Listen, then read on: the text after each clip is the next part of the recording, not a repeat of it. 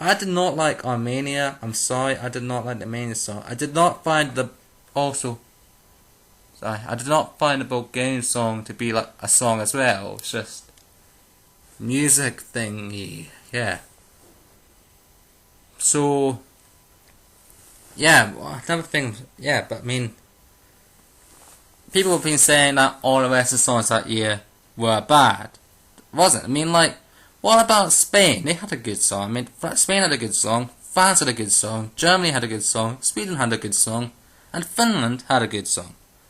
I mean, the only two countries I can definitely say from the West that were really bad that year were Ireland and United Kingdom. And this is coming from a guy from Scotland. Now, the funny thing about 2007 was that after the results, all the Western countries were like up in the air, just scored, block voting, block voting. And apparently, to respond to this, what the EBU did, the guys that won Eurovision did, was did an experiment where they removed all the eastern votes from the equation and see how the scoreboard would see if it was all Western votes that count. And what they found was that the votes wouldn't change much. I mean, the only change in the top 5 would be Turkey would be 3rd, Russia would be 4th. Ukraine would still be 2nd, Serbia would have still won. And they're saying, aha, so there you go, block voting does not exist. Aha, ha, ha. Okay, I'm going to do my own experiment here. I'm going to do my own experiment because I'm only going to take 2 of the countries' votes, namely Andorra and Albania. Why these 2? Because if you check Wikipedia, these 2 songs, instead of using televotes, which is what all the other countries used, they used jury votes, which is what they're trying to bring back again, well, partly bring back again this year. So, if you check out the results with these only from these 2 countries, and here they are, that looks a lot different. I mean, check out the top 5. I mean, that's France leading at the moment because they got 8 points from a country, 4 points from another country. Spain's 12 points all came from Albania and not Andorra. Ukraine's 12 points came from Andorra. And if you look further down, you would see Serbia on 1 point. Okay, I know this is only like 2 countries, and if all more votes are jury votes, it'd be like a bit different. But as you can see, that's 2 professional juries, or it's a bit I say professional. I mean, yeah, but that's 2 countries that say that the French songs and the Spanish songs, they were good songs, and the German song as well. I mean, they got 11. And Ireland's 5 points came from juries. I mean, what can you say about that? I mean, so moving on to 2008, it's a bit fairer. There was 11 Western countries out of 25. 1 reached the top 10. But come on, I mean, there were other good songs out there. I mean, I'm gonna get some hate for this, but I thought the UK song deserved more than 14 points. I am serious. I liked that song. I thought it was a good song musically. It should have came in the bottom 5, I think. I think if it didn't go in the bottom 5, then it might have been, even if it only came 20th, that could have been, you could have justified that. But seriously, 23rd. I'm saying joint 23rd because I don't think that equal votes only apply for. I don't think it applies for the other places. I think it's just for places that affect semi-final results, places in the final, places for the first place position, for example. I mean, check the other years. I mean, they didn't do that. Only 2008 for some reason. So anyway, I mean, it wasn't just UK. I mean, Sweden had another good song, but it didn't go well. Portugal had a good song. I mean, it did do well. It came 13th. But I mean, I think it could have came like in the top 10. It was good enough song for the top 10. Definitely. I mean, you've got Bosnia-Herzegovina in there, which wasn't even a song. I don't even know. I didn't even know what I was watching. I remember laughing at the time, but now I'm thinking, what the? I mean, this is the other thing. I mean, retaliation of like Russia's winning. I mean, I mean, don't get me wrong, Russia was a good song, but, you know, in retaliation of Russia winning and all the complaints, Russia said to the UK, well, you know what, you sent in some guy no one's even heard of. We sent in Dima Bilal, who's a big celebrity in Ukraine and other countries, so therefore, we were going to get the points from that, so why don't you do the same?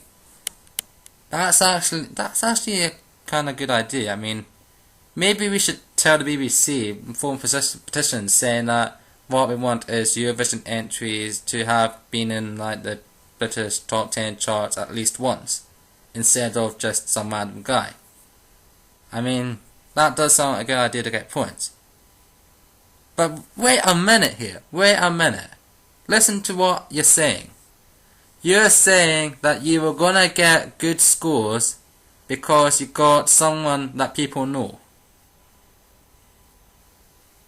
You're saying that one of the reasons that you won this contest was because you had someone that loads of people knew, loads of people liked, loads of people were gonna vote for. I mean, the song was good, but I mean, it was just as good as some of the other songs. I mean, there was nothing, you know, over the top about it. I mean, it was just, you know, it wasn't like a really stand out in your face song. I mean, it didn't seem like a winner. There were other songs that did seem like winners. I mean, like, you know, maybe Armenia, maybe Serbia, even though I don't like it that much, but maybe even Israel, but, you know. And you're saying that one of the reasons you won it is because you brought a celebrity. So, that's one of the reasons, isn't it? That's one of the reasons that they do well then, because they put in a guy that someone knows and likes and will vote for. It doesn't matter about the song anymore. I mean, just get a celebrity out there and people vote for him. That's probably why Verka Sadiska came like second in 2007. That guy was funny though, that guy was funny. Yeah, but you know, so you're saying that if we had Robbie Williams to sing our entry last year, we would actually have gone somewhere. Is that what you're saying? I mean, what I'm hearing is that, I mean, we had a good song, yet it was ignored by loads of fans wanting Dima. You hearing this? What? Okay, I think I might have found a reason for, you know, political voting. And I'm gonna warn you now, this is gonna sound offensive and I really don't want it to. It's gonna sound racist, I don't want it to. I'm not racist, I don't want to offend you. I'm sorry if this sounds like it's offensive or racist. I'm not a racist. So this is just a warning to just explain that. But I think one of the reasons is immigrants. That sounded real bad, I'm sorry. But, you know, I mean, if you take it this way, if you look at some of the points, I mean, Turkey gets a loads of points from Western countries because, you know, loads of Turkish people live in, you know, these countries. Like, you know, there are a lot of, you know, Greeks in United Kingdom and they almost always get 12 points from UK as a result.